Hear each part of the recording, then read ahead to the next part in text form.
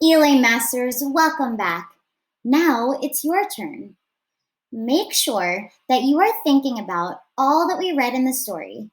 What was one fact from the historical fiction story, The Harmonica? Make sure that you are restating by starting with one fact and you write an RAC response.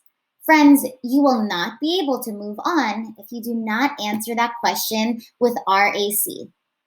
For number 2, what was one piece of fiction from the historical fiction, The Harmonica? Also make sure that you are writing an RAC response.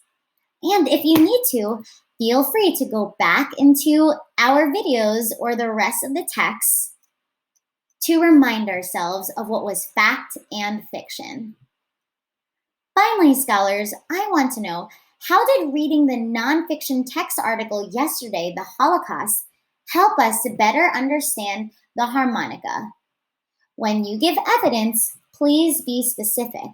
And don't get tricked by writing without showing evidence, scholars. Remember, your teachers and I are reading each of your responses, and you'll be graded based on your effort and hard work. I know you're going to rock it. But perhaps most importantly, scholars, there was a lot that we read about today that I know I really need to process a lot. One question that you can ask your friends or your family at home or even your teachers as you're reflecting in your historical fiction journal today could be, when I read about what happened to Jews during the Holocaust, like the boy in this story, I felt, what was your perspective? What do you think the Nazi commandant's perspective was of the boy? What did he think or feel about him?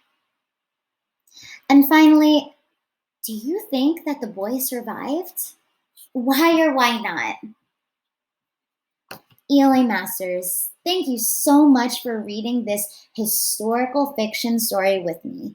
I can't wait to hear all of your reflections with your teachers or with your parents later today.